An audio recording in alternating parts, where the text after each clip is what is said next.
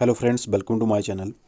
आज की video HPSSC तथा अन्य कॉम्पिटिटिव एग्जाम की तैयारी कर रहे कैंडिडेट्स के लिए काफ़ी हेल्पफुल रहने वाली है गाइस, क्योंकि इस वीडियो में हम डिस्कस करेंगे हिस्ट्री के मोस्ट इंपॉर्टेंट क्वेश्चन की फुल डिटेल्स में। तो फ्रेंड्स, वीडियो को ज़रा भी स्किप ना करें और वीडियो अच्छी लगे तो प्लीज़ उसे एक लाइक और चैनल को ज़रूर सब्सक्राइब कर दें।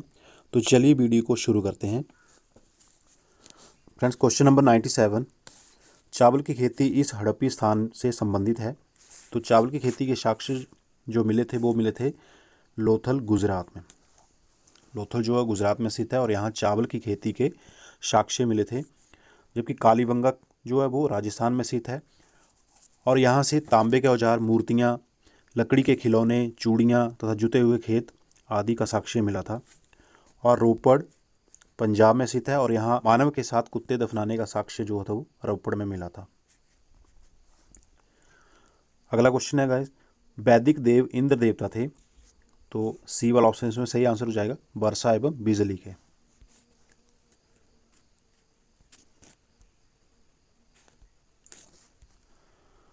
नेक्स्ट क्वेश्चन, बौद्ध धर्म के रूप महायान के प्रसिद्ध संरक्षक थे। तो गाइस, बौद्ध धर्म के रूप थे एक महायान और एक हीनयान थे।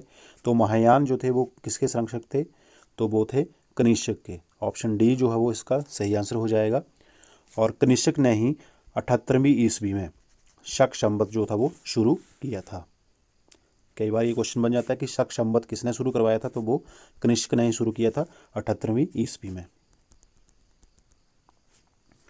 अगला क्वेश्चन देखिए, मौर्यों के बाद दक्कन और मध्य भारत का अति महत्वपूर्ण साम्राज्य था। तो वो साम्राज्य था सातवाहन का। बी वाला ऑप्शन जो है इसमें सही आंसर हो जाएगा। और सातकर्णी सातवाहन वंश का सबसे पहला शक्तिशाली शासक था। अगला क्वेश्चन देखिएगा, किस दिल्ली के सुल्तान ने अपने आप को नाइवे खुदाई कहा?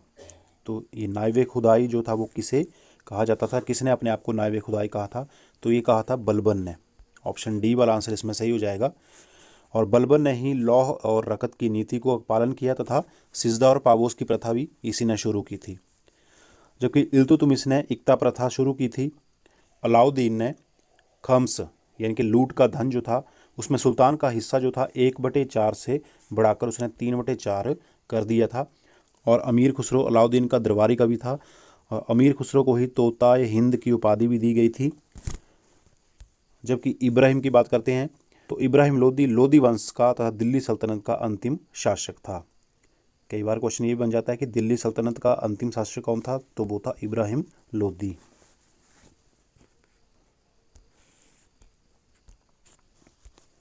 अगला क्वेश्चन है, शुंग राजवंश का अंतिम शासक था। तो शुंग राजवंश का अंतिम शासक था देवभूति। ये वाला ऑप्शन इसमें सही हो जाएगा। नेक्स्ट क्वेश्चन देखिए, बहमनी साम्राज्य की स्थापना इनके द्वारा की गई थी। तो बहमनी साम्राज्य की स्थापना की गई थी हसन। ए वाला ऑप्शन इसमें सही हो जाएगा और इसे हसन गंगू के नाम से भी जाना जाता है। जबकि मालिक काफूर जो था वो अलाउद्दीन खिलजी का एक प्रसिद्ध सेनापति था। और तैमूर लंग ने 1398 ईस्वी में भारत में आक्रमण किया था। कई बार ये क्वेश्चन पूछा जाता है कि तैमूर ने भारत पर कब आक्रमण किया था? तो वो किया था 1398 ईस्वी में।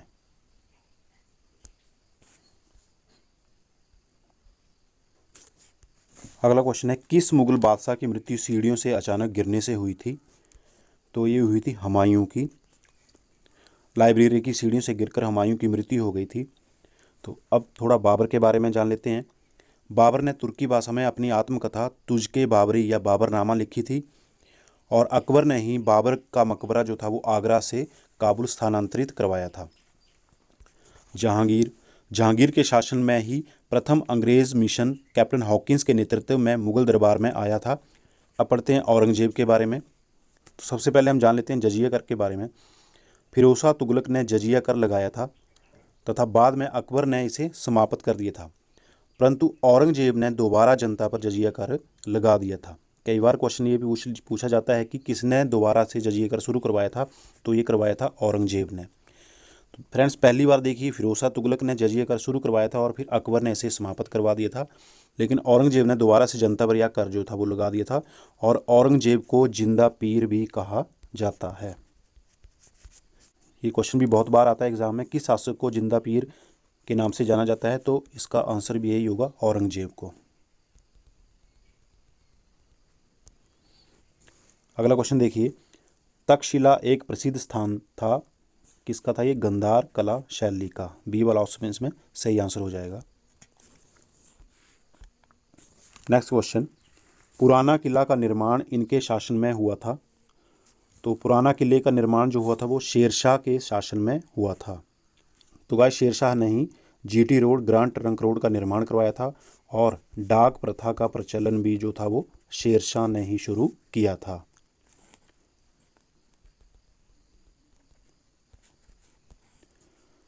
अगला क्वेश्चन देखिए, शाहनामा इनके द्वारा लिखी गई थी। तो शाहनामा किसके द्वारा लिखी गई थी? ये लिखी गई थी फिरदौसी के द्वारा। बी वाला ऑप्शन इसमें सही हो जाएगा। जबकि अबुल फजल ने आईने अकबरी तथा अकबरनामा की रचना की थी। और अमीर खुसरो जो था वो अलाउद्दीन का दरबारी कवि था, इसे तोताए हिंद भी कहा जाता था। और अलबरूनी ने किताब उल हिंद की रचना की थी। तो फ्रेंड्स देखिए, एक ही क्वेश्चन से हमारे 4 क्वेश्चन निकल रहे हैं। तो फ्रेंड्स वीडियो अच्छी लगे तो प्लीज़ चैनल को ज़रूर सब्सक्राइब कर दें। अगला क्वेश्चन देखिए, भारतीय परिधान में पतलून इनके द्वारा शामिल की गई। तो ये किसके द्वारा शामिल की गई थी? ये की गई थी कुषाणों के द्वारा। डी वाला ऑप्शन इसमें सही आंसर हो जाएगा। नेक्स्ट क्वेश्चन, आदिल शाही संबंधित है। तो आदिल शाही किनसे संबंधित है? तो ये बीजापुर से संबंधित है। बीजापुर सल्तनत को ही आदिल शाही सल्तनत कहा जाता है और यह दक्कन का एक राज्य था।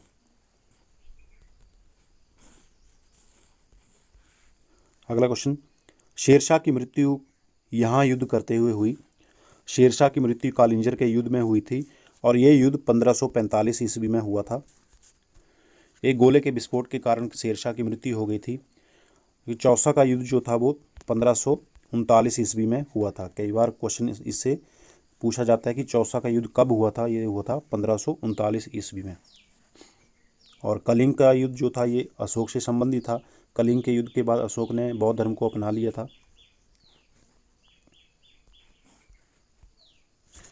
अगला क्वेश्चन, ब्रह्म समाज ने मुख्यतः किस पर बल दिया? तो ब्रह्म समाज ने एकेश्वरवादिता पर बल दिया था। सी वाला ऑप्शन इसमें सही आंसर हो जाएगा, क्योंकि उसने धार्मिक आस्था में बिखरे हुए लोगों को एकता के सूत्र में बांधने का काम किया था। इसके साथ ही ब्रह्म समाज ने सती प्रथा उन्मूलन और बाल विवाह उन्मूलन ऐसी कुरीतियों को भी समाप्त करवाया था। लेकिन सबसे ज़्यादा जो बल दिया था उसने एकेश्वरवादिता पर दिया था। तो सी वाला ऑप्शन जो है इसका सही आंसर हो जाएगा। और ब्रह्म समाज की स्थापना राजा राम मोहन राय ने 1828 ईस्वी में की थी। कई बार क्वेश्चन ये भी आ जाता है कि ब्रह्म समाज की स्थापना किसने की और कब की थी? तो ये राजा राम मोहन राय ने 1828 ईस्वी में ब्रह्म समाज की स्थापना की थी। अगला क्वेश्चन है, अंत्योदय विचार के प्रवर्तक कौन थे? तो बी वाला ऑप्शन इसमें सही आंसर है, विनोबा भावे।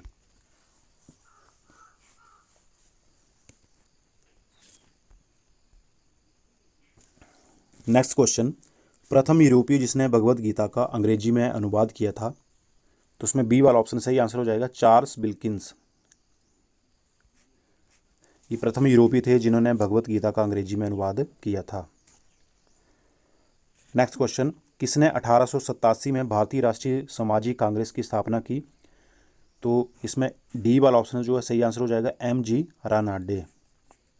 तो 1887 में भारतीय राष्ट्रीय सामाजिक कांग्रेस की स्थापना की थी एम.जी. रानाडे ने। और 1885 ईस्वी में भारतीय राष्ट्रीय कांग्रेस की स्थापना की थी ए.ओ. हयूम ने।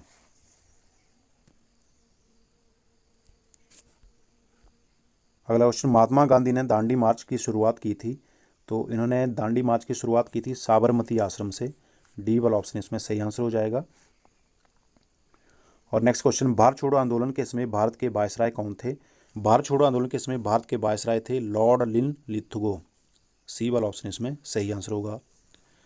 तो फ्रेंड्स आज हमने डिस्कस कर लिए हिस्ट्री के मोस्ट इंपॉर्टेंट क्वेश्चन जो कि हर बार एग्जाम में रिपीट होते हैं। अगर फ्रेंड्स वीडियो अच्छी लगी हो तो प्लीज़ चैनल को जरूर सब्सक्राइब कर दें। इसी प्रकार की और वीडियो के साथ जल्दी मिलेंगे, तब तक के लिए जय हिंद।